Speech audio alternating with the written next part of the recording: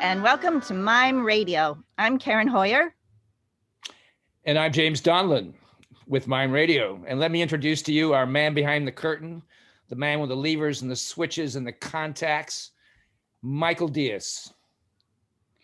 Who do we have on the program today, James? We have a very interesting man, very, very, very interesting. I'm very respectful of what he does and where he's been and where he's going. His name is Bill Bowers, a man of the West. And I appreciate that, being a Pacific Westerner myself. But this man is from Montana, which is a unique part of the United States. In some ways, Montana is another planet for most Americans, but it's actually in some ways the center of the American soul in many ways. It's still a pioneer state in some ways. So let me tell you something about Bill. Oh God. Okay. This is something he wrote. And let me just read this to you. I am an out gay performing artist, and I specialize in direct address storytelling and mime. So far, I have written 5 solo plays that combine mime, monologue, and music. I share true stories from my life growing up as a gay kid in the wilds of Montana, stories about finding my artistic voice, and stories about my experiences of being on the road as a performer for the last 30 years. So with that, let us welcome Bill Bowers. I'm here. He's there. Welcome, Bill. So glad you could be with us today. Thanks for having me. Thanks so much. I like your apartment too. I like all the artifacts on the wall behind you. I am a collector, let me tell you. Absolutely. Wow. Great. And I apologize this is my COVID hair. I decided to let my hair go until I get a job. It looks wonderful. You look great. Yeah.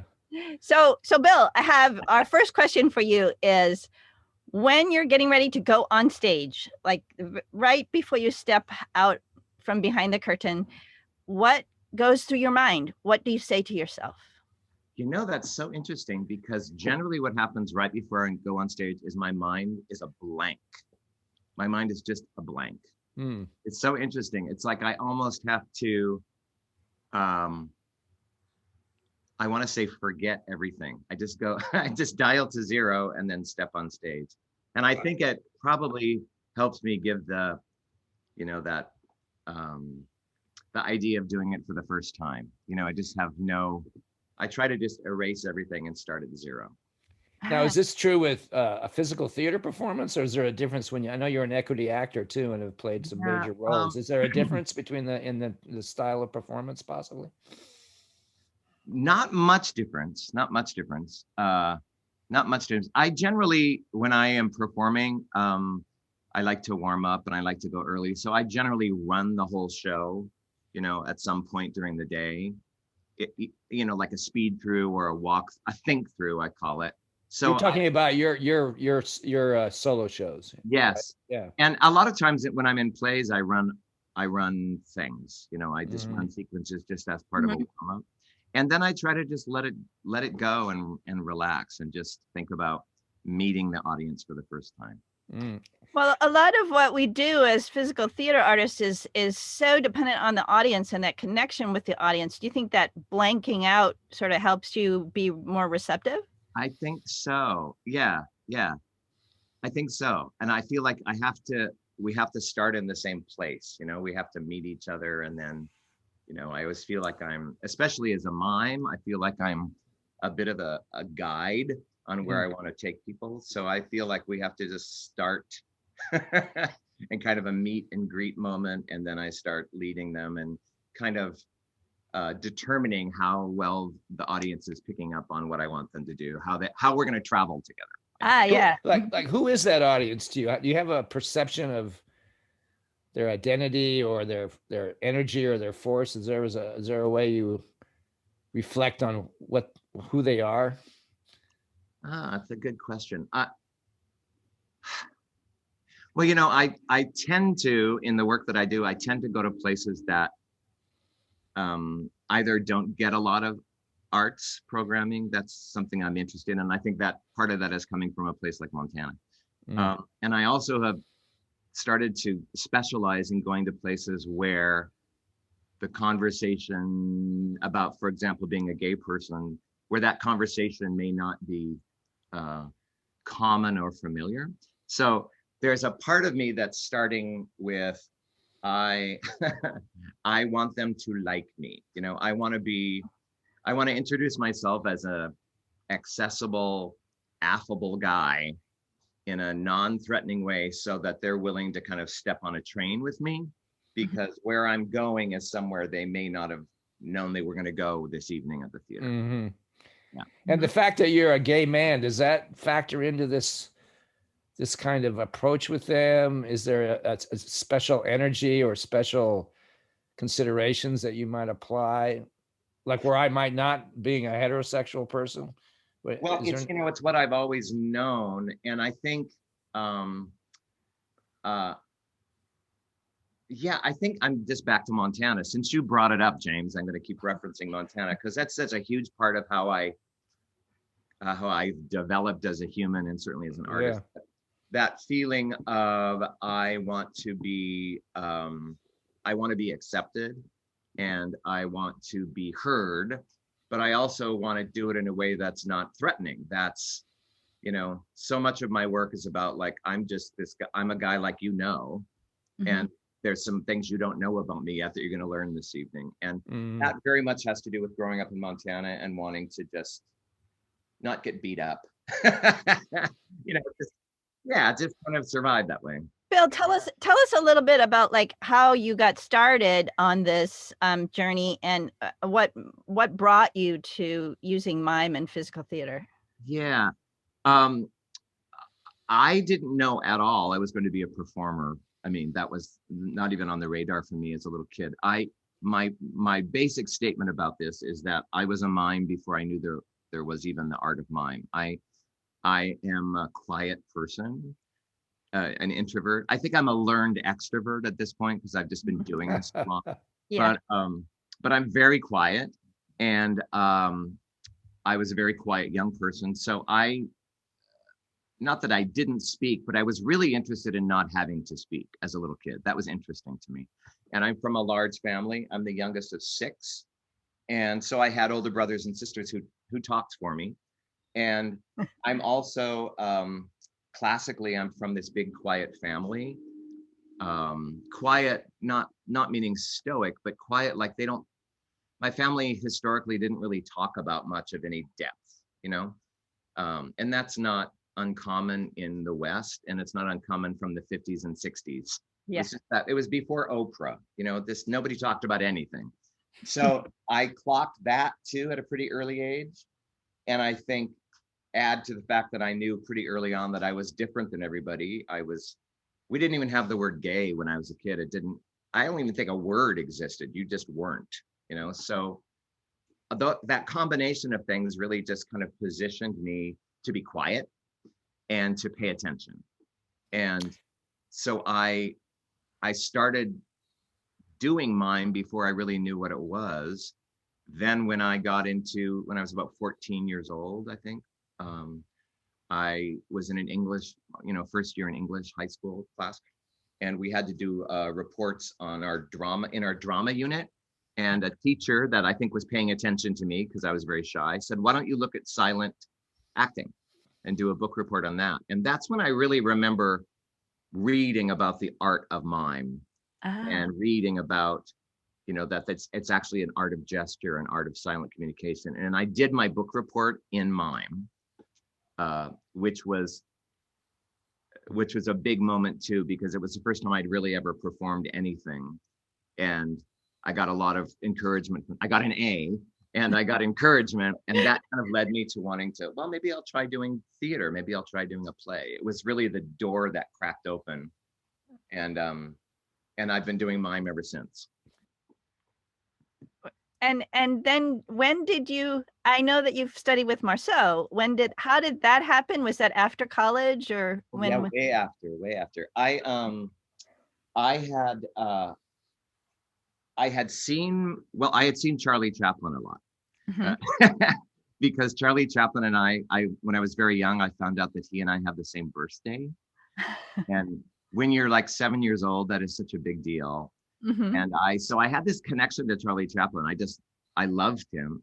And back then you had to kind of go to a movie theater to see a movie. So when those movies would come to town, I would go see Charlie Chaplin. I just loved him. So I had that. And then amazingly, every once in a while, mimes would come through Missoula, Montana, like James Donlin even said. And I went to see, whenever there was a mime in town, which wasn't very often, I saw them.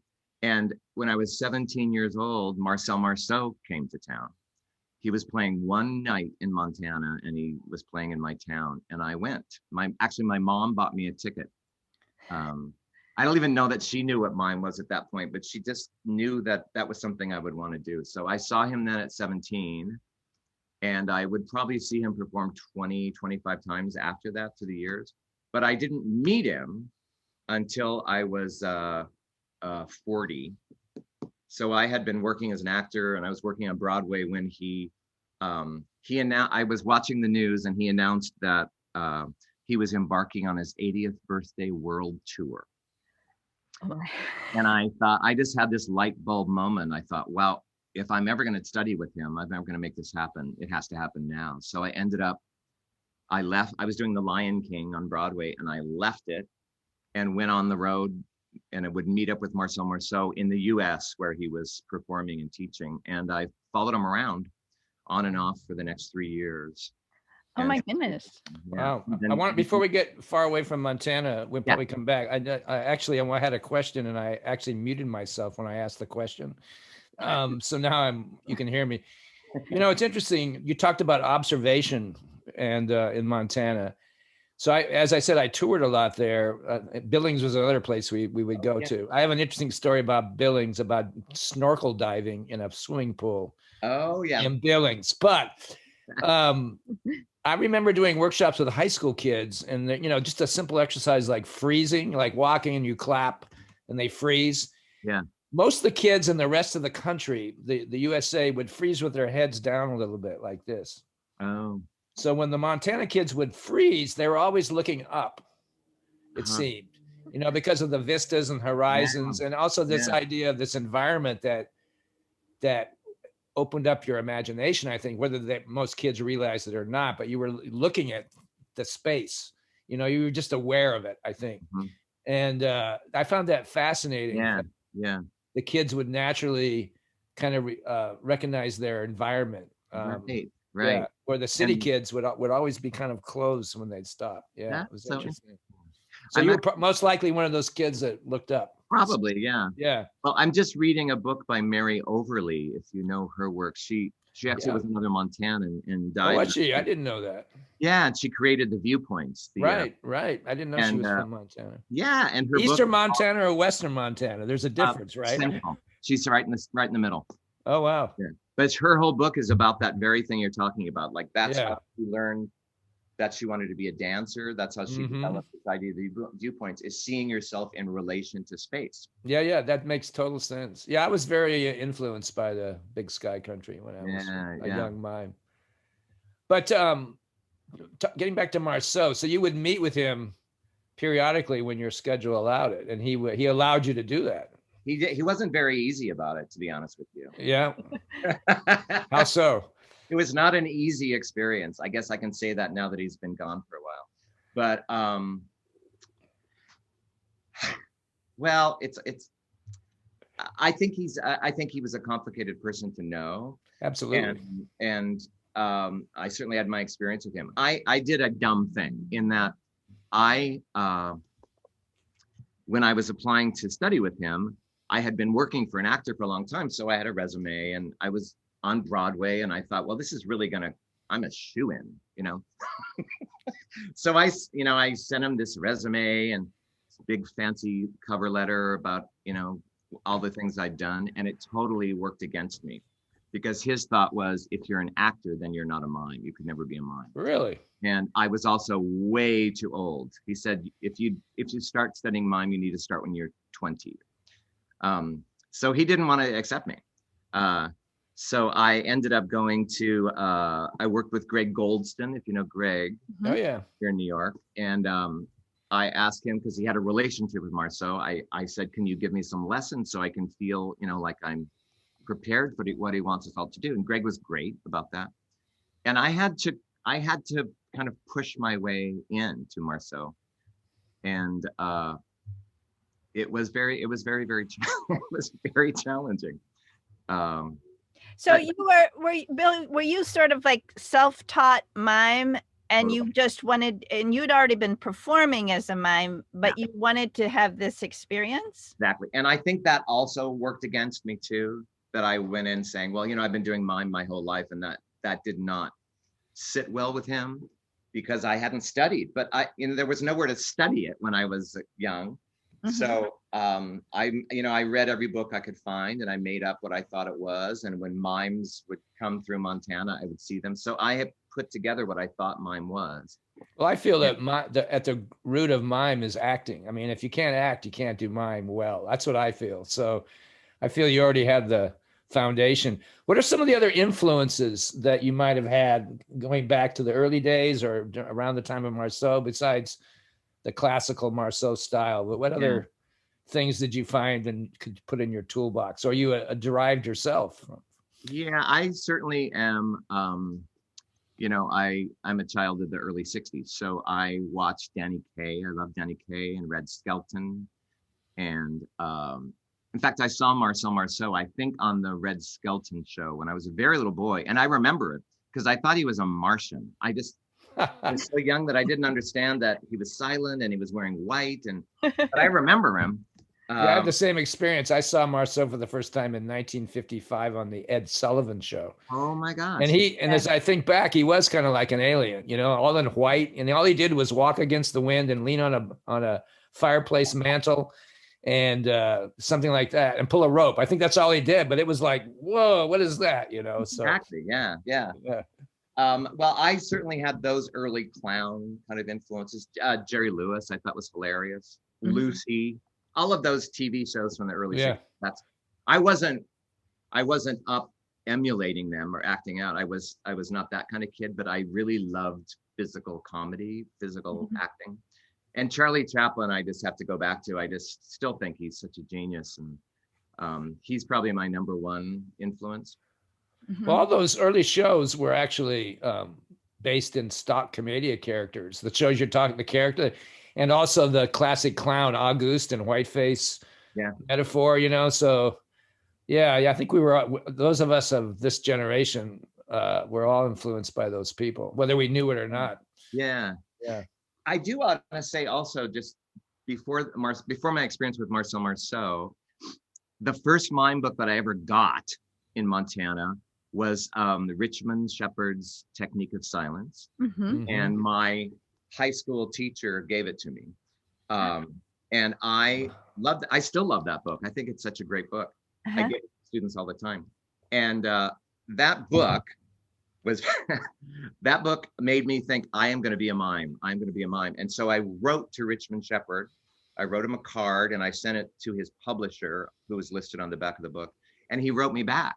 He wrote me a postcard, and it just said, come to Hollywood. Here's my number. And it signed at Richmond. And I did. I was such a rube. I just went to Hollywood. On my spring break, my parents bought me a plane ticket, and my sister lived somewhere around Southern California, so I could stay with her. She drove me into Hollywood to Richmond's studio, and I was too scared to go up the stairs and meet him. And how old were you at that? How old were you at that time? 18, 19. Yeah. So I couldn't do it. I couldn't go. But it was actually a really powerful moment in the way that it was just, I realized I actually don't know who I am. I don't know anything yet. And I didn't go up. And so I've always had that in the back of my mind. And then like 20 years later, I was on Broadway doing The Lion King, and this little guy comes backstage, and his name is Richmond Shepherd. And he comes back to meet me. And he had a project he wanted me to work on, and I actually ended up doing it with him. And I said to him then, this is so amazing to me, because 20 years ago, I wrote you a card. He didn't remember it, but but he did say, you should have come up. You should have just come up. So Richmond Shepherd, yeah, go ahead. I just want to say Richmond was someone whose book continues to teach me things. And he also was so supportive of me as a mime here in New York, and came to everything I did, and was so supportive. I'm really grateful to him. He was a lovely guy. I actually performed at his funeral. Oh, and, oh my. Which was very moving to me. I missed him. He was really good to me.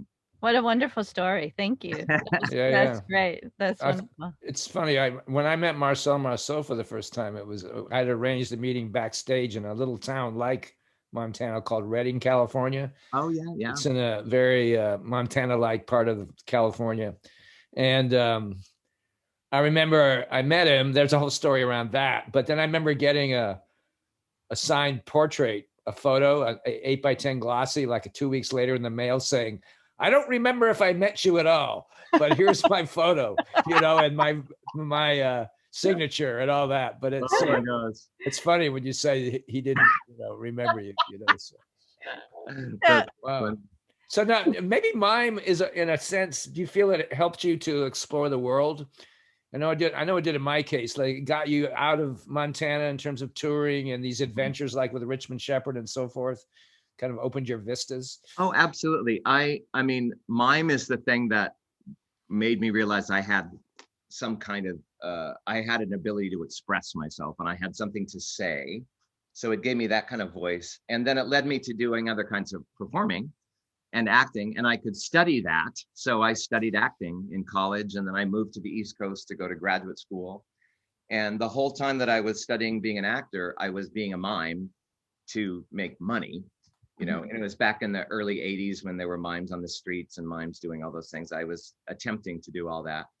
And so mime is the thing that really gave me confidence and the desire and the ability to make my own work. I started to figure out how to use it as a tool for story making. And then it certainly, after working with Marcel Marceau, it just blossomed out into traveling around the world. I didn't know that was going to happen, but it just unfolded, and it's taken me all over the globe. Wow. It's been amazing. So do you have like a specific definition of your take on mime or your art form? And is there like an evolution? Has your definition of your art changed over the years? That's a good question. Yeah. I think it has. Contributing to your ideas. There they are. Yeah. Thanks, ladies. Say that, Bill. Say that, Bill. Say that thing. They're telling you what to say. Usually when I'm teaching mime classes right here too, they're always jumping on my legs as I'm doing the wall. Well, I guess I would say, I kind of divide it into when I teach and when I perform between pantomime and mime, and pantomime being kind of the Marcel Marceau side of the world, where it's about illusion and storytelling, narrative storytelling. And then mime in a kind of a freer form, which is more about an essential image or an idea that evokes a feeling. So I kind of I separate them that way, and then as a performer, I completely mash them together and do different parts of that. So I call myself a storyteller with and without words. And part of that definition came from the fact that mime has such baggage for people. Yeah. That word terrifies people. So if you're on an airplane and somebody asks you like, "Oh, what do you do?" That doesn't happen. I actually like to tell them. I like to do it. Yeah, I like to do it because people haven't met very many mimes, so I enjoy saying that now. Oh, good. It's interesting. Like this concept we're talking about, like how do we define ourselves? That's always been present with me for over 50 years. Like it's, and I've gone through all these different phases of defining who I was. Like an actor who moves, a new vaudevillian, a mime. Right. I never differentiated pantomime from mime. I just felt it was all physical. Yeah. I call it mime. But now it's taken me this long where I'm like you. I will say if someone asks me what I do, or they ask me to fill out a form, I say mime. And their eyes like light up like, are you kidding me? This guy's like 70 years old and he says he's a mime, like, but I'm sure you know that feeling, but I really enjoy telling people that I've been a mime my whole life. Me too. Yeah. I think I feel very strongly about saying I'm a mime, I'm a clown, because there's that, like you said, negative baggage, but the more that people claim it, the more we are out there performing and teaching, the better the reputation, or the more people know about it. And I know that's what you were saying about like touring in places where people haven't seen mime or not familiar with the art form. What about unique touring experience? Can you think of one perhaps unique experience that you could share with your touring as a mime? Gosh, I've had so many. A lot of what I write about. A lot of what I write about now in my plays is about my actual experiences, because they've been so strange. Oh gosh, let me think. Well, I was in a couple of years ago, I was in Beijing, and I was touring in Asia, and I was doing the tech at this school. It was a theater, beautiful theater, and the technician was not a theater technician. He was like an IT kind of guy, and I have it written down somewhere. His name was like, he went by Mike or something, and we would have to just like, my husband was traveling with me and was kind of my technical director, and we would just talk through every moment of the show. And it was a complicated show with lights and sound and some projections, and it took, a day to tech this show. It was just exhausting. And at the end of the day, after we had just talked to this guy, he had not a lot of English, and he would then translate to everybody else in Chinese. And it was just like one of those. And at the very end of the day, we thanked him. And I said, now I'm just curious if you have any questions at all before we leave. And this little tiny guy said, one question. What is mime? Wow. Oh, what did you say? Oh my gosh, I wish I could remember. I think I did a little mime for him then, Yeah. Talked about like objects, imaginary objects or something. But I thought this sweet little guy had gone through the whole day not having any idea what we were working on. Has your body changed over the years? Have you had to adapt some of the physical skills to a different world? Yeah, it has certainly changed. I actually have I've had 2 hip replacements. Oh wow! In my life, I had them pretty early on because I had done a lot of acting. As well as being a mime, I'd done a lot of physical roles, and mostly I was on Broadway for a few years, and that schedule of the 8 shows a week really wore down my hips. So I have to say, I had really been slowly adapting because I just had a lot of pain and it was hard to move them. And now that I've had hip replacements, I actually feel kind of freer than I felt in years. I can do more than I did 10 years ago, a lot more. That's good to know. That's wonderful. That's great. Yeah, it's great news. Yeah. Do you find that there's any skills that you have that you've had or have and you've had to, well, I think as we get older as performers, we always economize and we find the essential way of doing things. For me, it's wonderful to watch a elder performing artist. Yeah. Very good, and how they crafted and found the essential. And I think with mine particularly, because it's built on essentiality, right? It's built on symbols. Right. Have you found that any particular skills that you might have been in love with before you've adapted or that you've changed, or is there something that still resonates? That kind of idea. I think definitely I have grown more economic. Yeah. I think I used to have just like unbridled energy, and I would bring that onto stage and just like muscle through illusions and really just like, I just was using more energy than I really needed to. And I think that's what youth is all about. But now that I'm older, the excess of youth, right? Yeah. That's what I find now is I think I'm a cleaner performer than I was. And that's something that I saw Marcel Marceau very much had that ability when he was, when I was working with him when he was 80. He was just so, his movements were so simple and essential.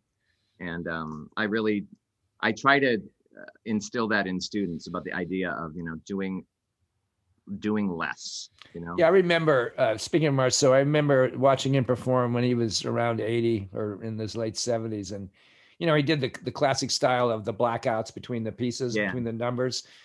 But I remember this one performance I saw, you could still, because he was in white, even though it was a blackout, you could still see him moving in the darkness. Yes. And I remember he would, do his piece full of the energy and the Marceau flair. And then when the blackout would happen, there would be this shift of this energy that was saving everything and just kind of almost meandering off stage so gently.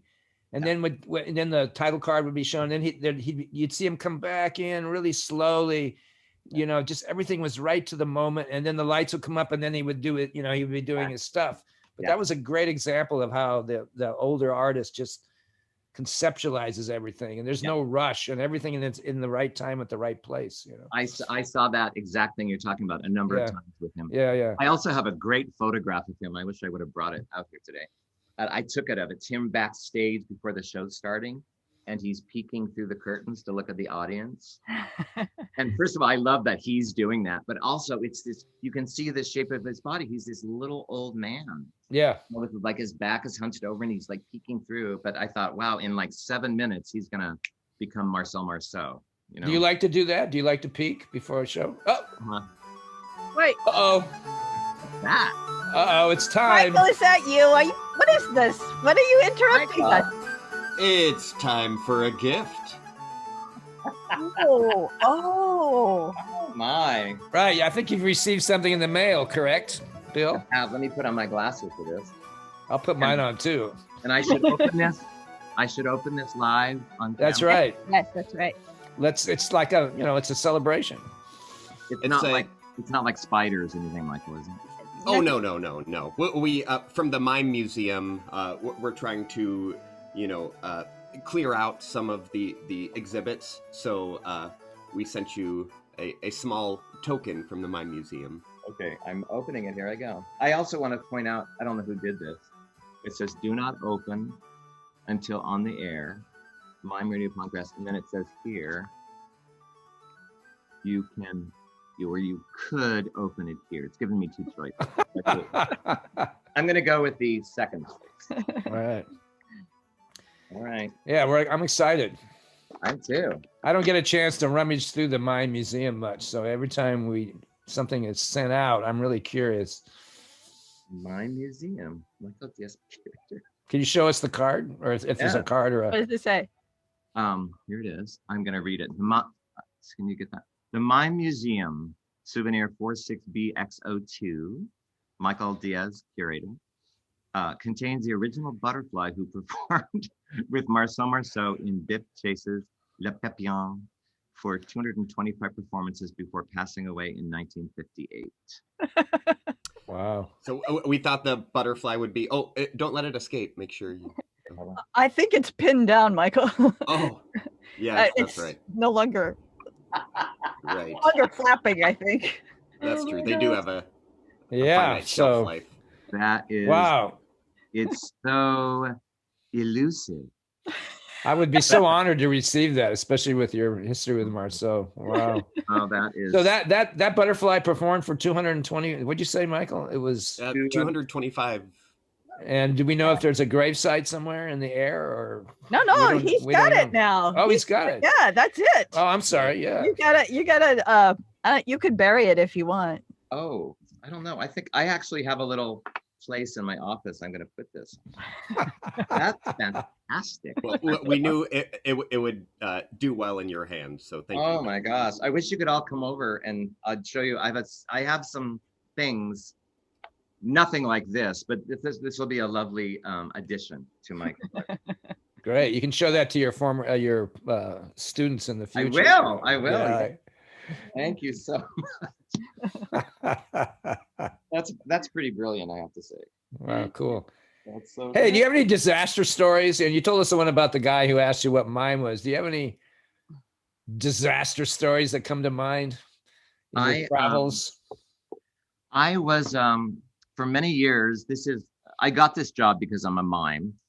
It wasn't necessarily a full mime job, but I worked for about 7 years as Slim Goodbody, America's health hero. You know who this is? Karen, Yes, you're I do. nodding like you know who it is. Oh, you do? But explain. Okay. Slim Goodbody was a character on PBS. I think he started on Captain Kangaroo and was the health spot that Captain Kangaroo used to do. And then he got very popular. So he developed his own TV show and then a product line and national tours. So that's where I was hired, was to be the new Slim Goodbody going out on the road. And Slim Goodbody's trademark was that he wore a spandex bodysuit, which had colorfully displayed all the organs and muscles and tendons, all the G-rated parts of the human body. So it was kind of like looking through a human being and you'd see all the parts. And then it was a musical. So I would do a musical show. It was about 50 minutes long, about how your body works and how to be healthy and a lot of, positive messages for kids. And I did that all over the country and in Canada too. I did Canada. It was when I started it when I was completely a single guy and I had just gotten out of grad school. It was an equity job and it was great. I just traveled all around the country in a rental car and I'd pull on my little spandex outfit and go in and do these shows. And it was a hoot. Oh, here's some sirens for New York City, just so you know I'm really in New York City. And then, so many crazy things happened wearing that costume. But the one that comes to mind is I would be the special guest for these weekend health fairs around the country. Like a hospital will have a weekend health fair, and you can come and they have like a doll hospital where the kids can bring their dolls, and they have heart healthy programming, that thing. And I got invited to come to one in Iowa, Fremont, Iowa. And part of the celebration was a parade. And I was asked to lead the parade. I was on a float with a big inflatable heart, and I was throwing some kind of candy or something out to the audience. And I also had to leave to drive back to somewhere in Iowa where they had an airport so I could get out of town. So at a certain point, I had told them I'm going to have to jump off the float, go get in my rental car, and fly away. So they knew that. So at a certain point in the parade, I said my goodbyes and I jumped off and I started walking back to the town square where my car was parked. But I have absolutely no sense of direction. I mean, none. And this has been true my whole life. And I got lost. I got lost in this town in Iowa wearing a slim and every turn I would make was the wrong turn. And I was completely lost. So I ended up having to I had to knock on doors, but nobody was really home because people were at the parade. So finally I knock on a door and I see this old guy at the back of the house and the sun is blazing. So I can just see his silhouette, and he's in a walker and he's making his way toward the porch. And he can't see me because of the sun. And so he gets all the way up to the porch, and then it's me standing there. I also had like big, long 80s hair, and I was basically a naked man. And I said like, hi, I was leading a parade and I got lost. And I wondered if you could just tell me where the town square is. And the guy looked at me, he looked me up and down. He said, oh, I thought you were here to sell me an EKG kit.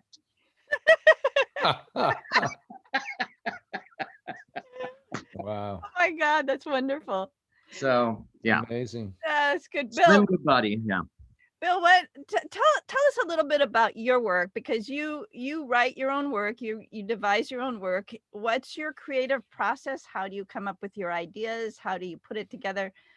And I want to hear about how you do your solo work, but also like a little bit about how you create ensemble work with your students, because I know you've done some of that too. Yeah. I never knew I was going to be a writer. It wasn't anything I'd really planned on. But like I said earlier, being a mime, you have to start putting some stories together if you want to perform anything. So I guess I had a little bit of experience on making stories. And then when I worked with Marcel Marceau, I made my first real mime piece. And I used whiteface. It was quite traditional. It's called Under a Montana Moon. And I decided to write stories that all could conceivably happen under a moon. That was kind of the umbrella idea of it. And that piece had a, sorry, they hate when I talk about myself. It had a nice run off Broadway, and I very luckily got a New York Times review. And so that kind of set me like, oh, I guess I'll take this on the road. And the next thing that happened was people generally, I'm sure this is true for you too, when they find out you're a mime, one of the first questions is, well, why? Or, like, how did that happen? So I started just, keeping track of that question more than anything. And I had a residency at Harvard, of all things. I was invited up to be part of this program that was developed with Anna DeVere Smith, if you know her work. She had started a program called the Institute for Arts and Civic Dialogue. And I was recommended to her. Basically, she said she was looking for a quiet white guy to be part of the programming. And Wow. I spent 2 summers up there with her, and I really loved her work. I'd always been very inspired by her. And she sat me down and said, why are you a mime? And for some reason, that question coming out of Anna DeVere Smith, it suddenly just made everything just dropped in a little deeper in terms of like, why mime? What is it about being silent? So I started to really look at the experience of, again, growing up in Montana, and the idea of remaining silent to protect yourself, or seeing people being silenced for another reason. So I started to look at the subject of silence, really. And so I developed a show when I was at Harvard working with her. And then I started to tell these stories just as an improvisation. I just started to tell kind of the stories of growing up as a mime, like what led me to that and what are the experiences like.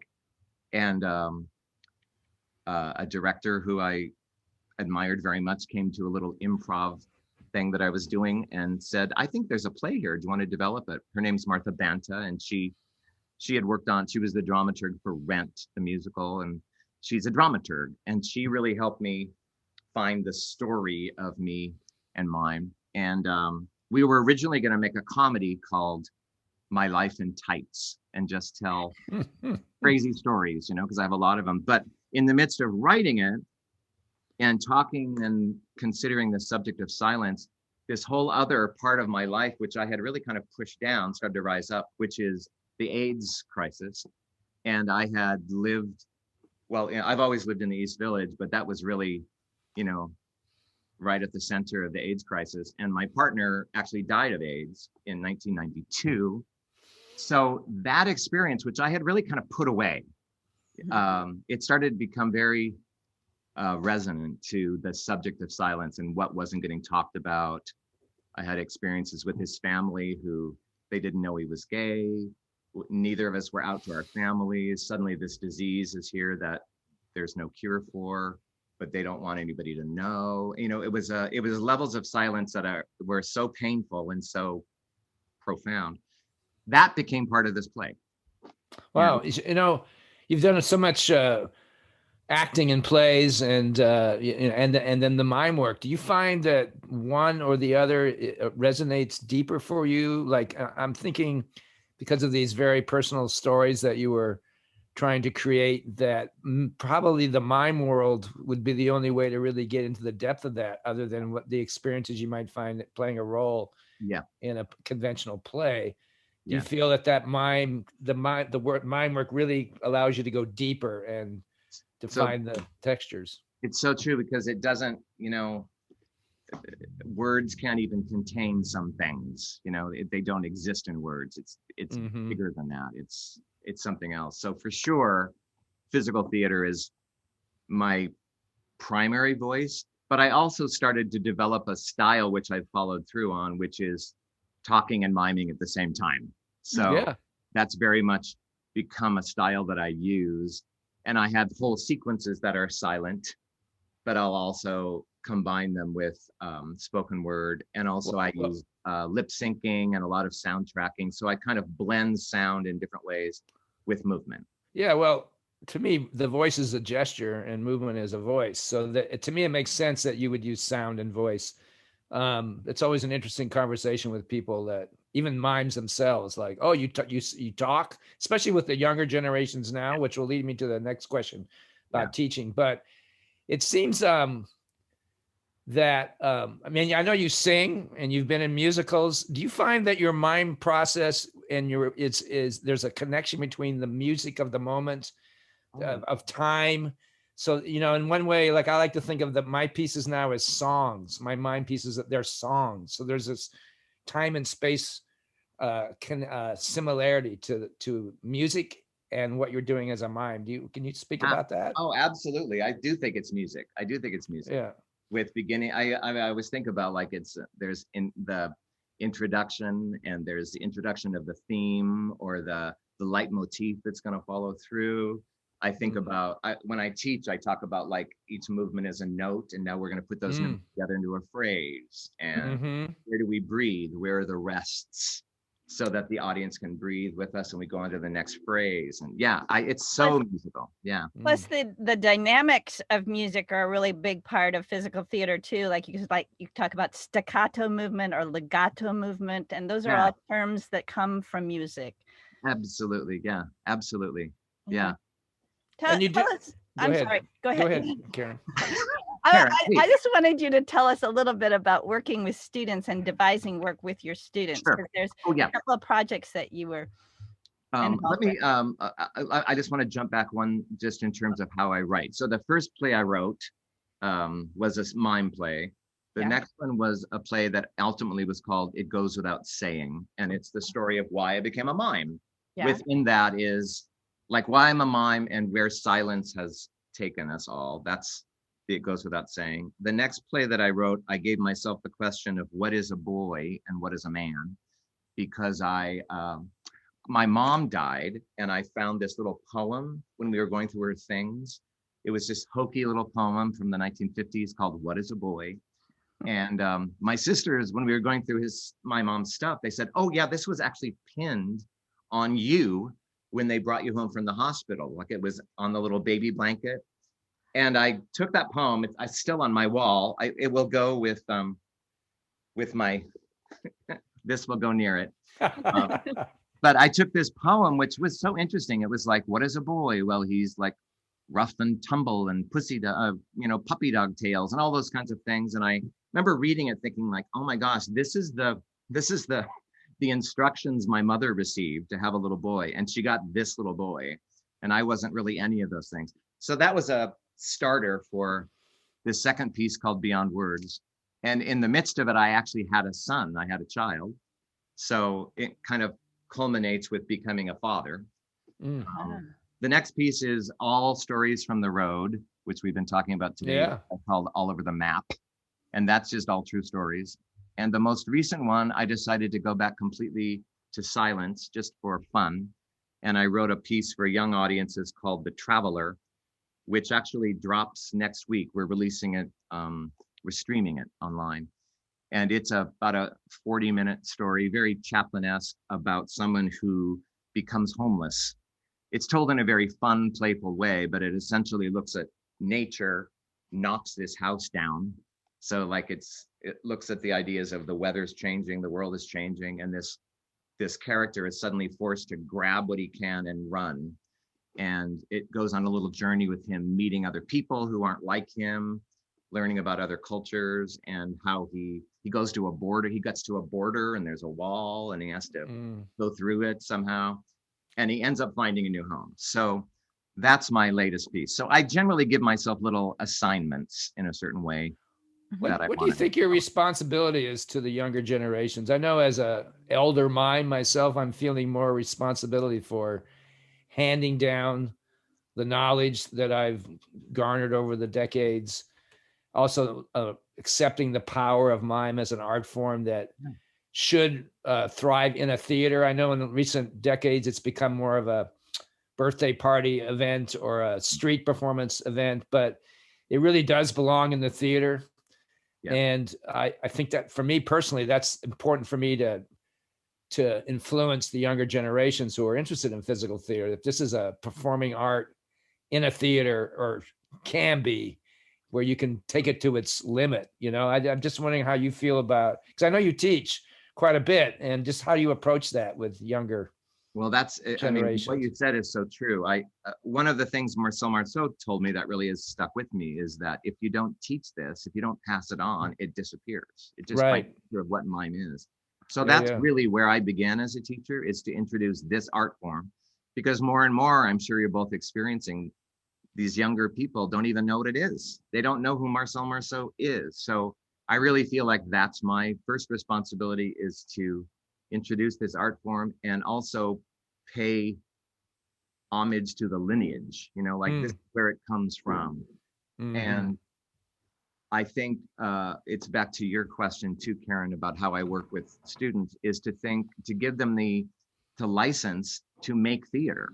Like you can create your own theater, and this is one set of tools you can use to do that, is how you use your body physically. So a lot of my work is just taking words away, just let's take them away, and we're going to do exercises, and just how do you get me to think what you want me to think or feel or see? How do you do that so that so they don't have to mime like me, or they don't have to look like Marcel Marceau. I want them to find what is their innate natural voice that translates beyond them. Like, how do you get me to know what you want me to see?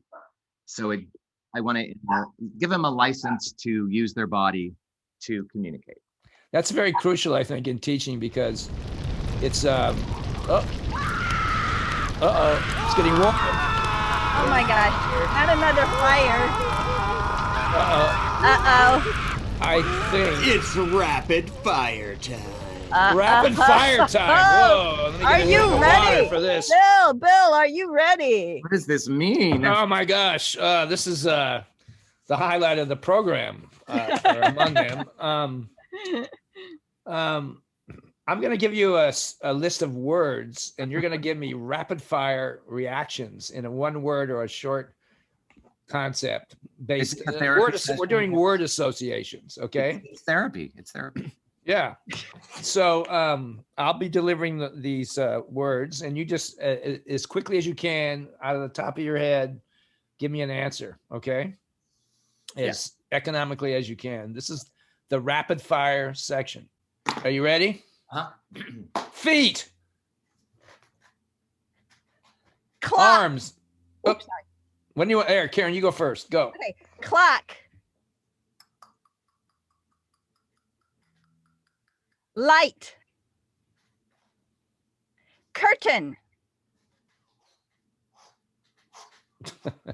Dance.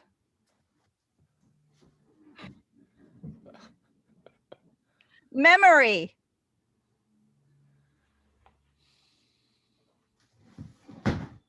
Go, James. Spotlight. Hands. It's classic. It's a classic. There you go. Eyes. Fourth wall.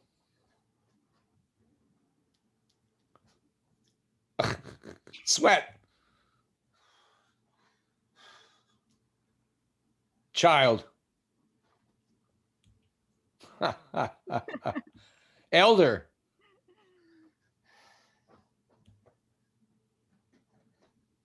Good. Props.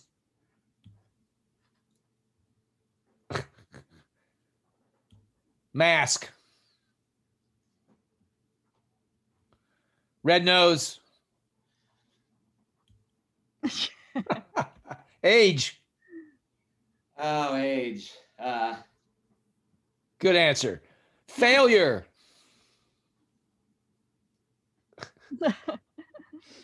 Teacher. Critic.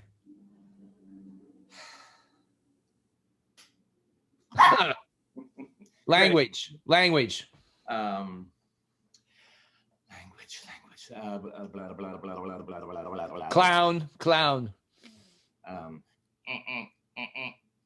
Mime. Mime. Yes. Future.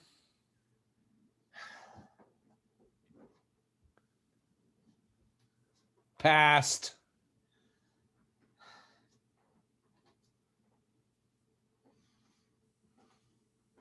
Mm-hmm. Now. Beautiful. Thank you. Wonderful, Bill. Thank you. That was wonderful. Thank you for putting all that energy into that. Now the dogs are quiet. Now you're quiet. Yeah, they're I'm gonna show you my dogs since you're. they're mystified. Oh wow. You know, we got these dogs right before the shutdown last year, so they don't really know any people. They know us really well because we hardly ever left for a year.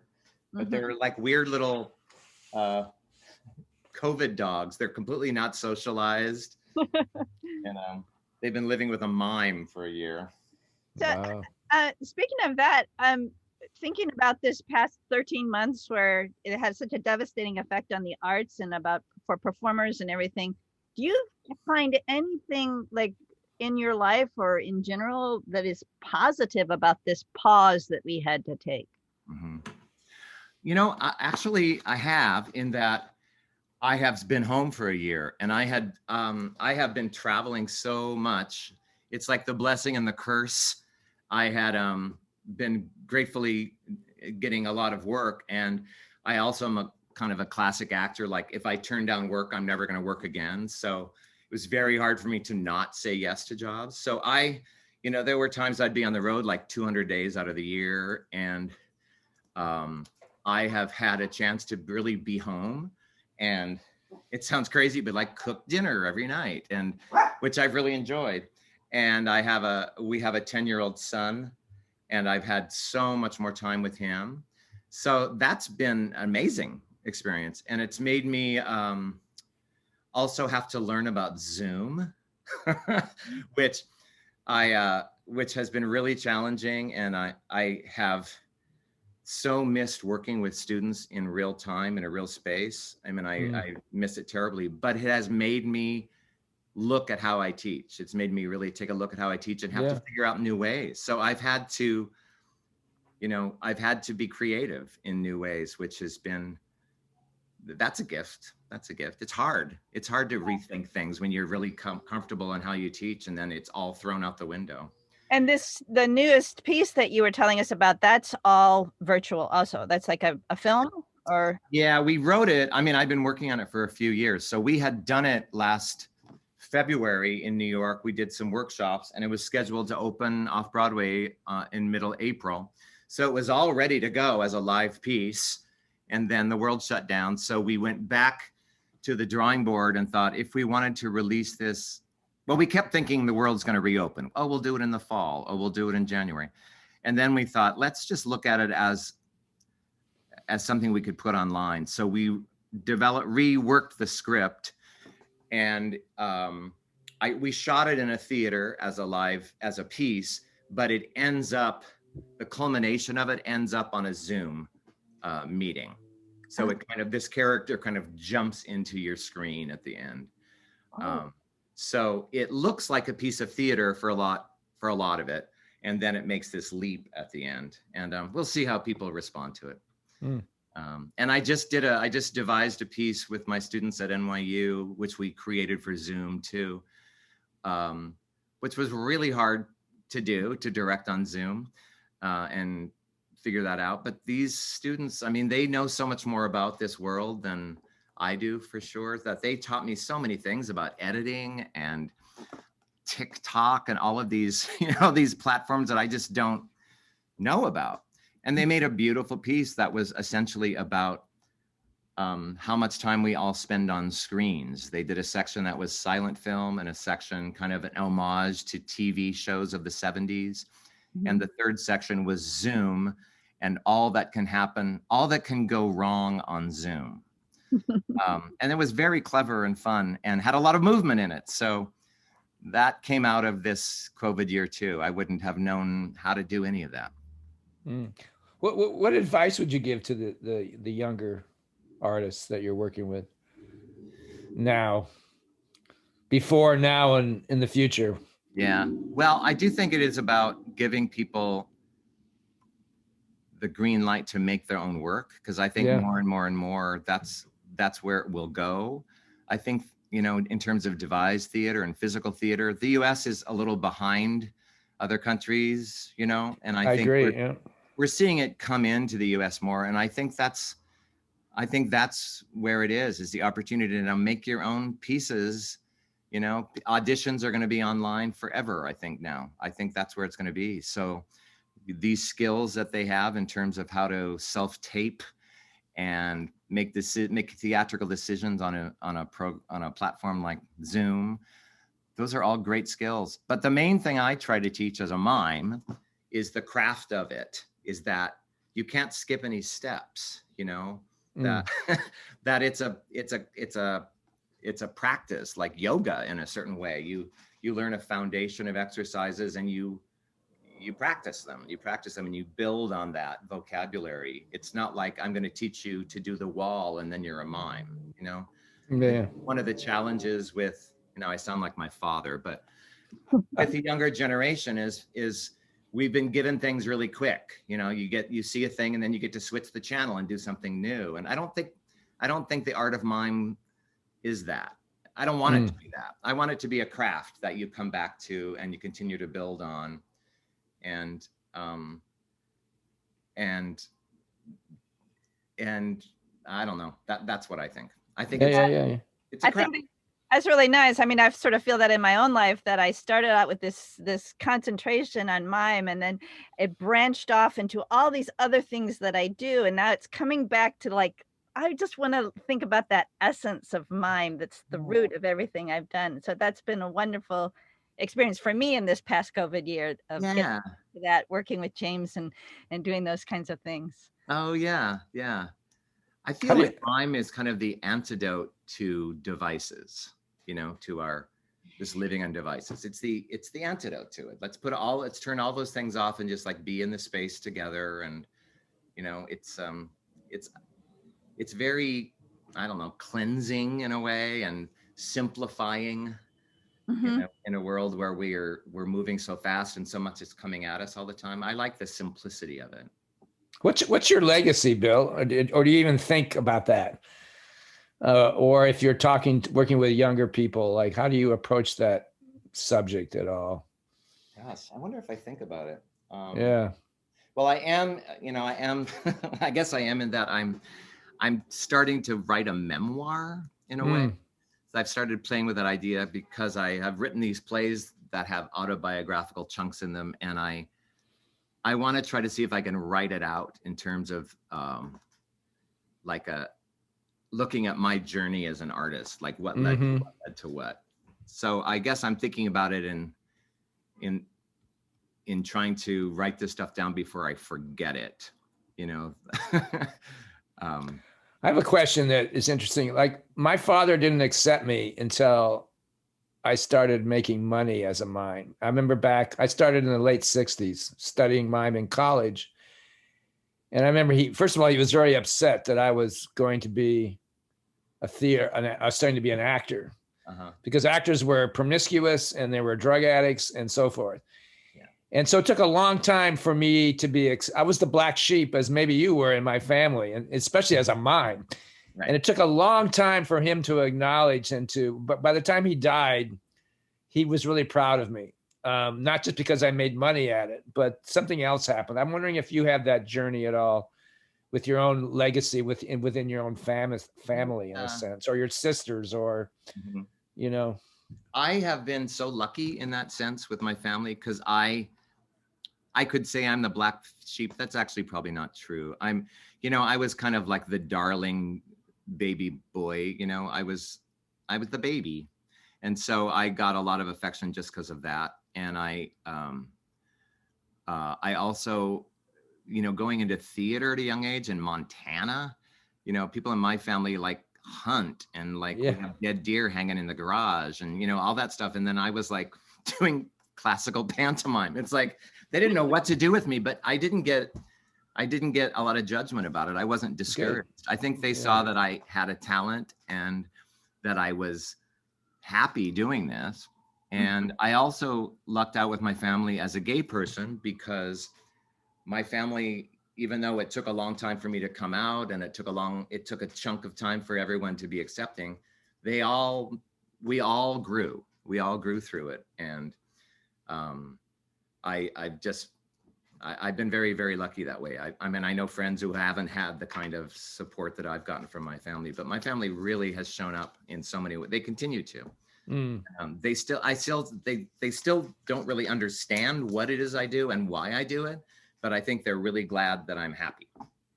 Yeah, fantastic. Yeah, I'm very lucky. Well, do you have anything more that you want to tell us about or promote or let us? I'm so happy you're doing a show about mime. I just love it. Well, we want to chronicle the practitioners and you know, we want to archive who's out there and what the history. I think it's time for that's one of the benefits of this pandemic is that this kind of thing can happen, you know. Exactly, yeah. I want to know if your hair had a name, what would it be? Flopsy. Flopsy. Yeah. That's not original. I was in a show once and I had a lot of hair many years ago and the cast started calling me Flopsy. So it's back. Yeah. Flopsy has returned. But I do want to, first of all, thank you both for doing this because I want to know the stories of other mimes because there just aren't that many of us. Like I'm just meeting the two of you in the last couple months even. And I think we have to hear each other's stories and pass those on for the next generation. Well, it's definitely a tribe, you know, and there are more people out there than you realize. And that's one of the other advantages of this pandemic is we've been able to contact each other over Zoom and other ways. This is a crossroads for performing arts and art in general, I think, in our country, you know, speaking only of the USA. Yeah, there's a interesting time here before us and what we're going through now. What do you want to be when you grow up? Oh gosh, this is so Pollyanna, but I'm exactly what I want to be. Fantastic. I do. I feel so lucky. And I was just with my family out in Montana not too long ago. And my sister said to me, she said, we've always been kind of jealous of you because you have always done exactly what you're supposed to be doing, what you want to do. And she was saying like for her, it was like, did I make the right choice in this job? And did I waste my life doing this job? And I have never felt ever like that. I don't have any money, but I guess if I wanted to make money, I would have done something else, but I've survived. So I don't know. I feel like I'm exactly where I'm supposed to be right now. Well, looking at your work, Bill, I wouldn't say you just survived. I thought you thrived. Your work is wonderful. I can't wait till the moment that I can actually see you in a live performance. So you have to come to Chicago. I'm trying. I've been trying to get to Chicago for years. My husband's from there. And you would think we'd have an in, but I have never found a theater in Chicago. It's on the way to Montana. I know. Yeah. Yeah. Well, we want to say thank you very much for being a part of Mime Radio.